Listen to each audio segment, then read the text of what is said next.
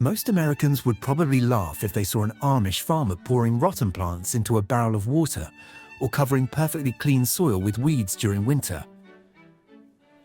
But those strange little habits helped some Amish families grow food on the same land for over 100 years without exhausting the soil.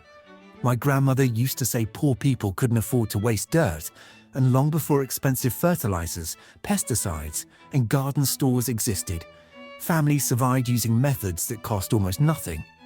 The strange part is, some of those forgotten tricks may actually work better than modern products people spend thousands on today. And one Amish farming tradition even became the center of a federal battle over food freedom in America. By the end of this video, you may never look at gardening or your grandparents' generation the same way again. Tip 1.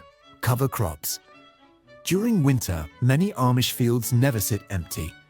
While nearby farmland turns pale and exposed, Amish soil often stays covered with rye or clover. They believe bare soil slowly loses life through wind, snow, and erosion.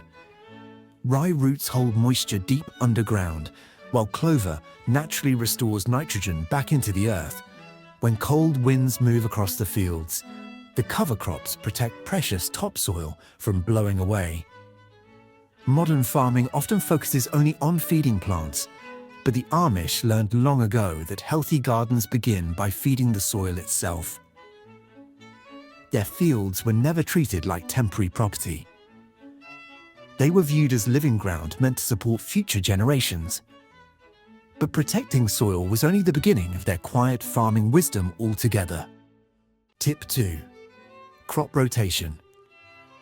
Amish families rarely plant the same crop in the same place twice in a row. A grandfather might explain carefully to his grandson why tomatoes cannot return to last year's row. Different plants remove different nutrients and attract different diseases. By rotating crops every season, Amish growers naturally reduce pests, protect soil balance, and preserve fertility without depending heavily on chemicals. Modern industrial farming often exhausts land through endless repetition, but Amish farmers learned that healthy soil needs variety and rest. Fresh earth crumbling softly through their hands reflects decades of patient decisions passed through generations. They never believed farming meant conquering nature. Survival depended on working beside it season after season. But protecting land was only part of the story for them.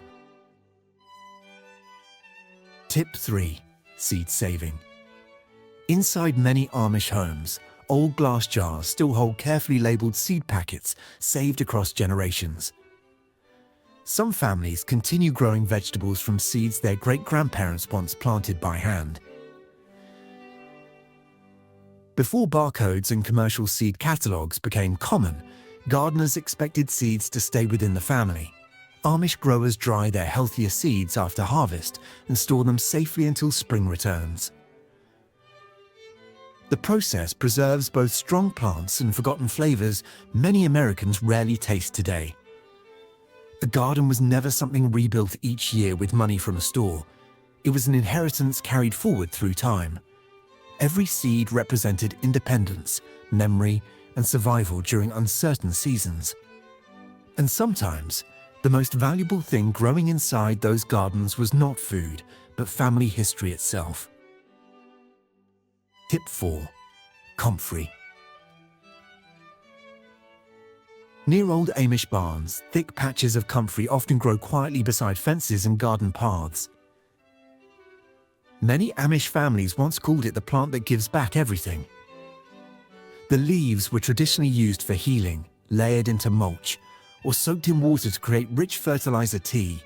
The smell of fermented comfrey is earthy, sharp, and unforgettable during humid summer evenings. Modern medicine later questioned certain internal uses of the plant, but Amish growers never stopped valuing it inside the garden itself. Comfrey leaves contain potassium and nutrients that naturally feed vegetables and restore tired soil. Even today, many gardeners are surprised by how effective the plant remains. But strange as comfrey seemed, the next forgotten soil secret may have been even older than the Amish.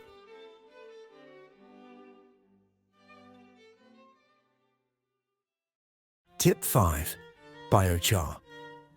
Long before scientists studied ancient Amazonian soil, traditional farmers already understood the hidden power inside charcoal. Amish farms never called it biochar, yet their wood stoves naturally produced the same material for generations.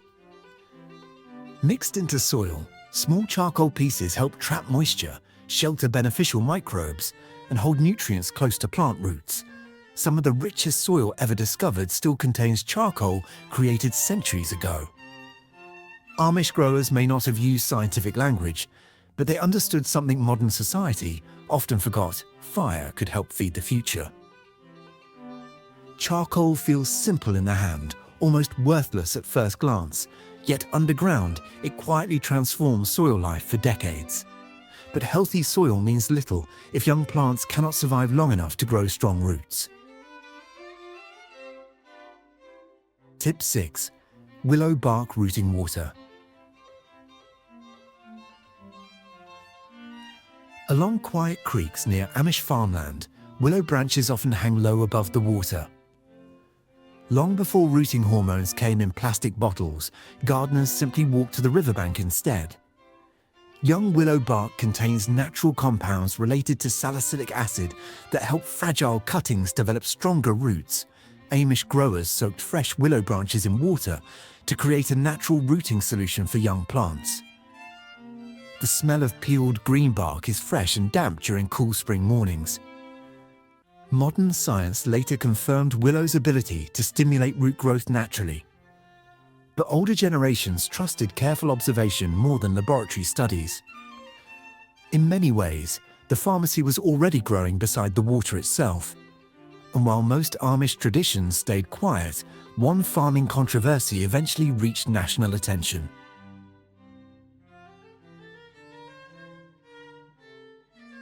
Tip 7. Soap spray. Inside many Amish kitchens, homemade soap once protected gardens as often as it cleaned dishes after supper. Before chemical pesticides filled store shelves, gardeners commonly mixed soap and water to control insects naturally. Fatty acids inside the soap weaken soft-bodied pests like aphids and mites without complicated formulas or expensive equipment. Amish families sprayed leaves carefully during cool mornings, while the scent of fresh soap drifted through humid summer air. It was never viewed as magic or superstition. It was simple chemistry learned through generations of necessity and observation. Many old families believed not every garden problem required a product from a distant company. Sometimes, the answer was already waiting quietly beside the kitchen sink. But the final Amish story was much larger than gardening itself. Tip 8. Amos Miller and food freedom.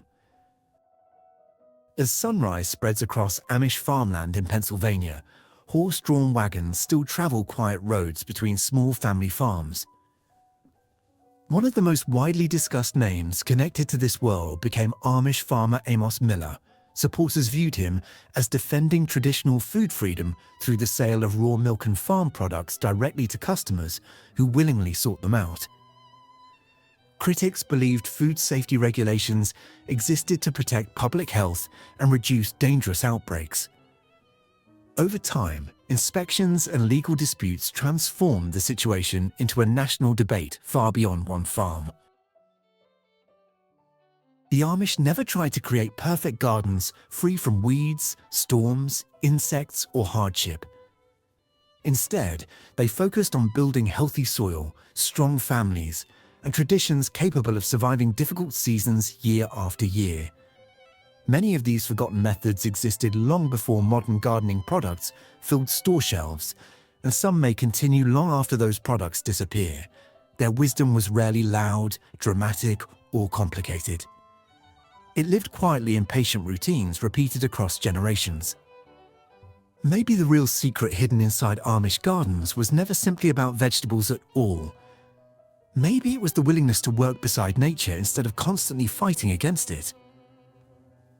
What gardening lesson did your grandparents or parents once teach you growing up?